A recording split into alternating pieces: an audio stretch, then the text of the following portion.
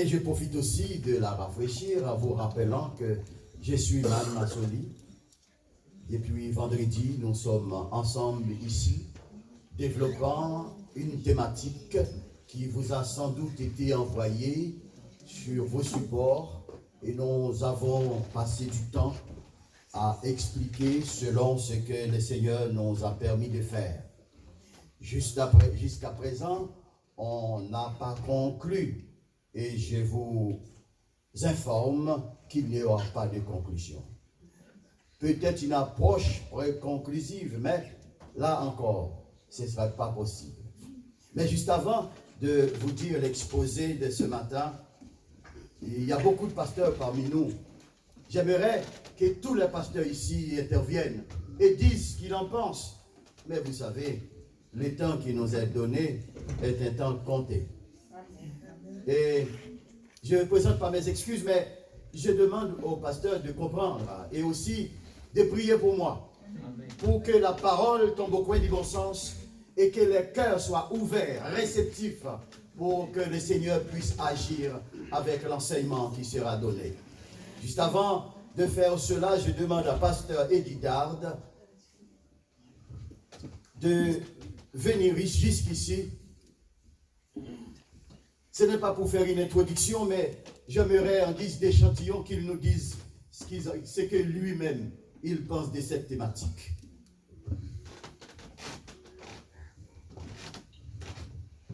Peuple de Dieu, que la paix et la grâce de Dieu soient avec vous.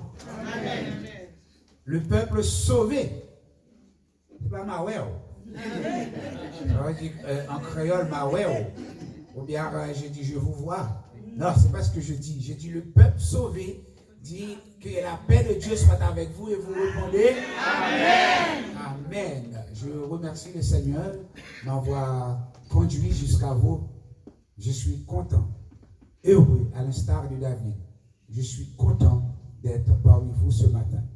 Je suis le pasteur Eddie Dard, comme l'a dit pasteur Man.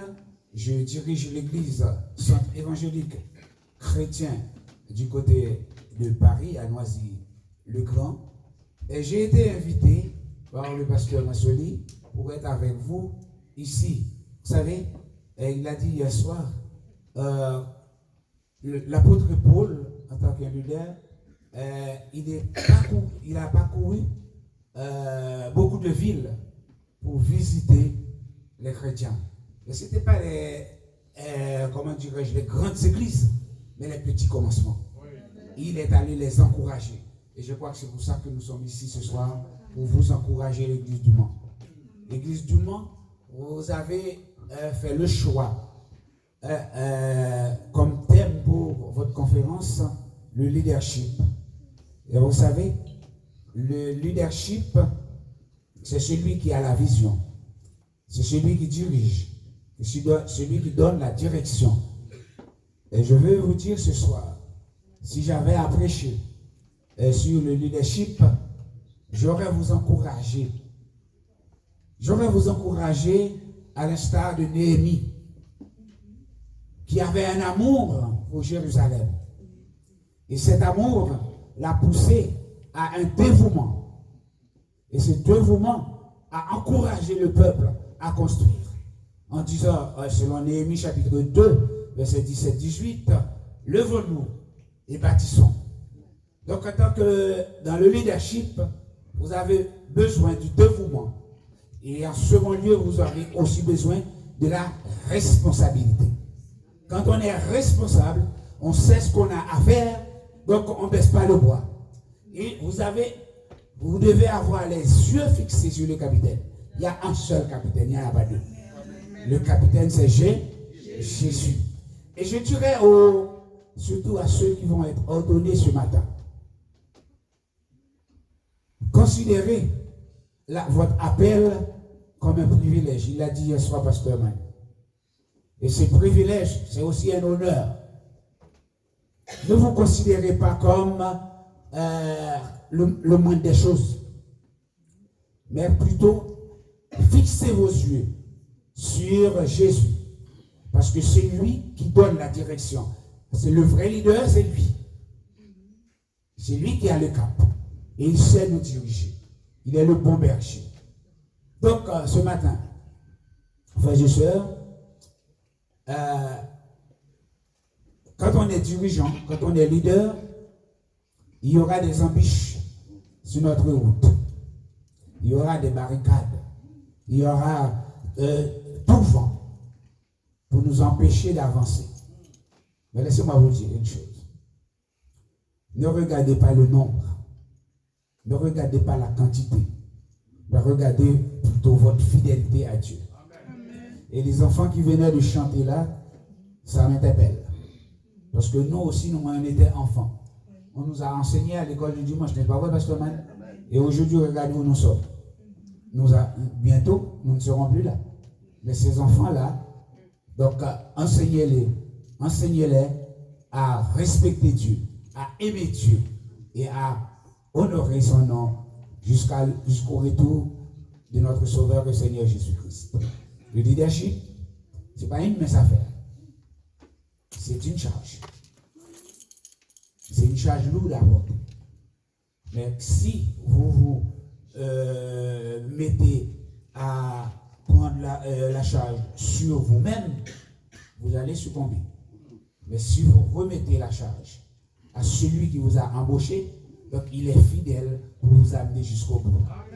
Soyez bénis et restez dans la place que Dieu vous a établie. Que son nom soit béni.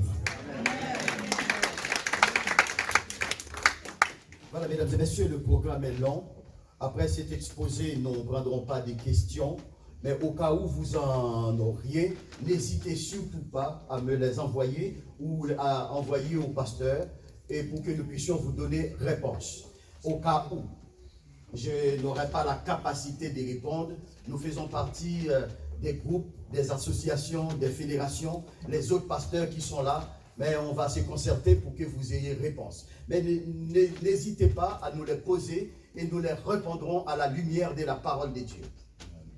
Que Dieu soit loué et que toute la gloire lui soit donnée. Amen. La thématique qui nous a été donnée depuis vendredi jusqu'à ce matin n'est autre que principe fondamental du maître pour un leadership potentiel. Et en cela, nous avons dispatché ce thème ou cette thématique en plusieurs sous-thèmes en disant dans un premier temps, leader, trouve Dieu pour te trouver toi-même. Nous avons lu Ésaïe 55, versets 6 et 7. Et nous avons conclu ensemble disant que l'homme, quel que soit son niveau, son rang social et sa capacité, ne peut en aucune manière trouver Dieu si Dieu lui-même ne se laisse pas trouver. Et c'est samedi matin que nous avons continué avec un autre sous-thème appelant les leaders à devenir ce que Dieu a voulu qu'ils soient. Et en cela, nous avons lu un homme que le Seigneur avait appelé et il l'avait ordonné, il l'avait confié la tâche de l'Église, il a dirigé l'Église, il a transformé l'Église en une entreprise personnelle, il a pris les disciples de Jésus, il les a amenés dans son entreprise. Et Jésus est revenu leur dire, c'est pas ce que je t'avais dit, c'est pas pour cela que je t'avais appelé. Alors retourne dans ton travail, dans l'évangile de Jean, le chapitre 21, lorsque Pierre a divisé l'église de Jésus et l'a transformée en entreprise personnelle.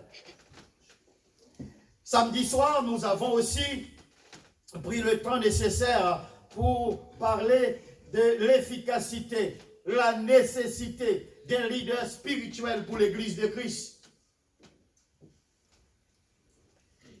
Et c'est à cela que nous avons lu l'épître de Paul aux Corinthiens, à partir du 9e chapitre, où nous avons conclu que nous sommes appelés à devenir en lui, avec lui et pour lui. Et comme Paul l'a si bien dit, celui qui est appelé en tant que leader, l'évangélisation est un domaine qui lui est imposé.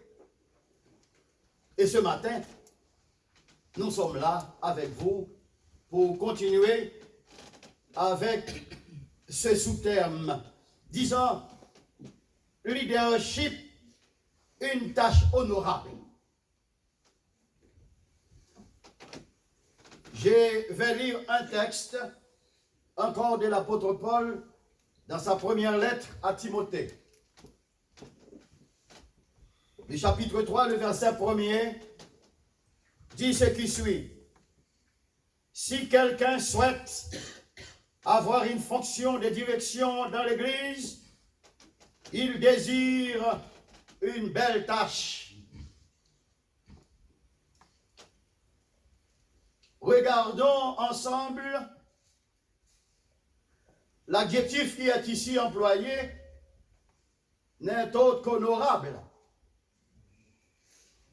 Comme je le disais dernièrement, dans ce texte, on n'a pas dit que celui qui est appelé est honorable.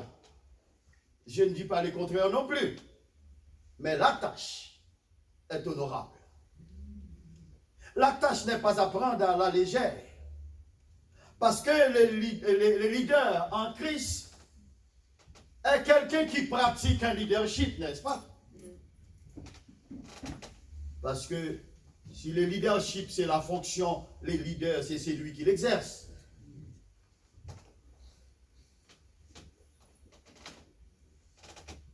Ce que nous voyons dans ce texte n'est autre qu'une affirmation.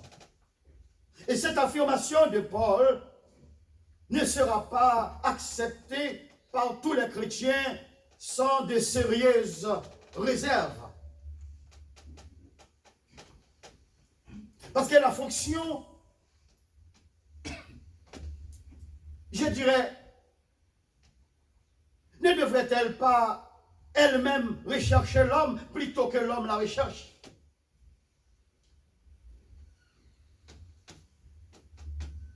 N'est-il pas dangereux de donner un poste à quelqu'un dans l'Église? Surtout un poste de responsable. Et surtout s'il s'agit des hommes et des femmes ambitieux. Oh, si on va en latin, on voit l'ambition, c'est défini comme quelqu'un qui mène campagne. Envie d'obtenir tout ce qu'il faut pour occuper un poste. N'est-il pas le moment idéal pour rafraîchir la mémoire de plus d'un que dans l'Église, on ne vote pas pour que les pasteurs deviennent pasteurs? On ne vote pas pour que le diacre devienne diacre, que les diaconesses deviennent diaconesses. Mais on prie le Seigneur. On se met ensemble dans la prière. Et le Seigneur nous parle. Il a parlé autrefois. Il parle encore aujourd'hui. Et il parlera demain. Amen. On a beaucoup d'exemples là, des hommes qui ont été appelés. Et dans cet appel, nous voyons qu'il y en avait qui étaient déjà prédisposés. Parce qu'en matière de leadership, comme je disais déjà, il y en a qui sont nés leaders. Mais celui qui est né leader, qui n'est pas accompagné, pourrait devenir un faux leader. Le Seigneur l'a appelé comme leader depuis le sein de sa mère. Mais il n'a pas respecté les règles. Il est conscient de son appel. Il est fier d'être appelé. Et il se met tout de suite au travail. Mais c'est parce que Dieu a dit. Les leaders, lorsque Dieu te fait prendre conscience, toi mon frère leader, toi ma soeur leader, Dieu te fait prendre conscience de ton appel. Eh bien, faites respecter les règles. Et leader est quelqu'un qui respecte étape par étape les cheminements de son appel. Dieu a appelé David, David n'était pas au courant. Dieu a appelé David, les parents de David n'étaient pas au courant. Mais quand il a appelé David, il n'a pas appelé David comme tout le monde. Il a oué David d'abord. Et voilà, nous sommes en présence d'un leader qui a reçu l'onction, qui n'ont pas d'église, qui n'ont pas des gens avec lui, mais qui dirigent que des animaux. Mais comment notre Dieu fonctionne? Il choisit un leader. Et le leader, c'est comme un roi qui n'a pas de royaume. Et pourtant, les leaders a un royaume parce qu'on est leader lorsqu'on a la capacité d'étirer les autres avec nous, avec une vision bien déterminée. Là, c'est les leaders qui développent un leadership. Mais David ne pouvait pas, bien aimé. Comment développer un leadership avec les animaux, sinon de les protéger pour que les lions ne les dévorent pas? Alors, ce que Dieu a fait, Dieu ne prend jamais un ignorant pour le mettre devant son peuple. Il n'a jamais fait. La première chose, il forme l'ignorant pour que l'ignorant devienne éclairé. Amen. Instruit, préparé. Premier exemple de la Bible, il a pris un homme dans les milliers des païens, des hommes perdus, des hommes qui étaient adorés le diable, qui a été expulsé du ciel. Dieu l'a pris au milieu de ces gens-là. La première chose, il l'a formé. Il l'a instruit, il l'a encadré, il a mis un sort sur lui et il devient pasteur en Éden. Du coup, il a pris David aussi. Il a dit, toi, tu es mon petit leader, mais tu dois aller à l'école. Mais à l'époque, il n'y avait pas d'école comme aujourd'hui. Mais Dieu a toujours une solution pour son peuple. Si Dieu vous appelle, bien-aimé, moi je vous dis au nom de Jésus-Christ, si Dieu vous appelle, sur votre chemin de votre persévérance, vous allez rencontrer quelqu'un. Vous pouvez ne pas l'accepter, mais le Seigneur va mettre un enseignant sur votre route. Parce que quand Dieu appelle, il met tout à disposition de l'appeler. Alors, Dieu a créé un moyen pour que David aille à l'école. Et comme David devait diriger le peuple, c'est lui qui dirige le peuple, doit se trouver dans le palais. Alors il a envoyé David à l'école, dans le palais. Et son professeur était le roi. Amen. Pour qu'il observe comment le roi décide, comment le roi dirige, comment le roi conduit, comment il prend des décisions. Parce que c'est lui le leader, même le roi ne savait pas que c'était lui qui allait le remplacer. Amen. Cela veut dire, bien-aimé, le leadership spirituel est différent du leadership naturel. Il y a une grande différence. Le leadership spirituel, on est confiant en nous-mêmes. Parce que nous avons Bac plus 250, on est fiers, on sait parler, on s'exprime bien et on est convaincant. L'éloquence, c'est notre partage. Parce que nous avons été à l'école. Mais tandis que le leadership spirituel, la confiance n'est pas dans moi-même, mais c'est en Dieu. Amen. Le leadership naturel prend ses propres décisions. Et tandis que dans le leadership spirituel, les serviteurs cherchent la volonté de Dieu. Amen.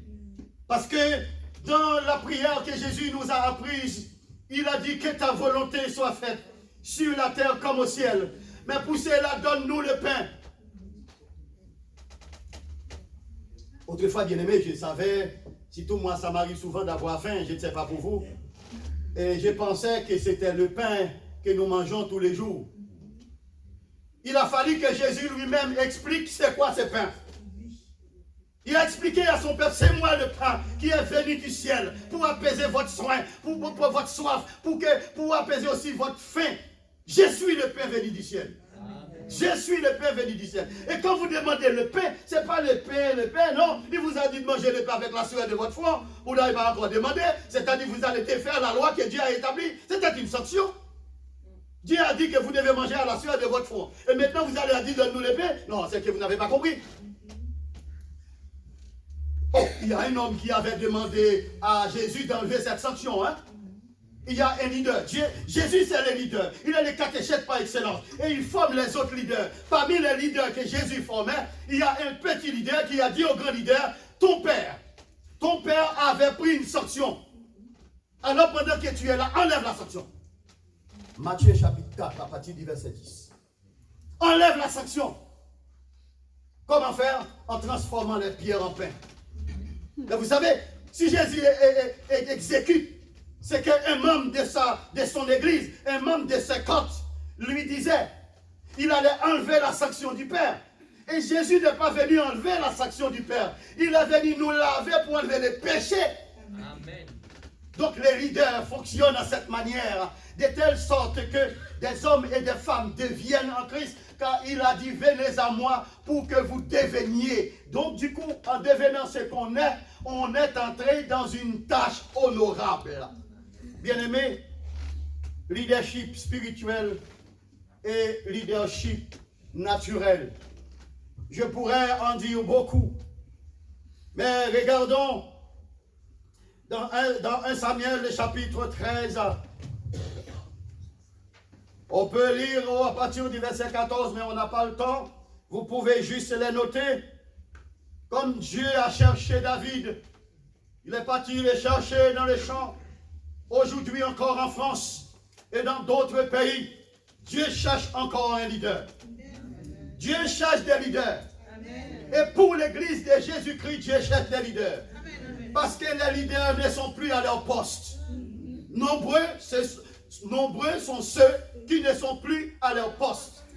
Cependant, dans Habakkuk 2, il est écrit, Habakkuk crie à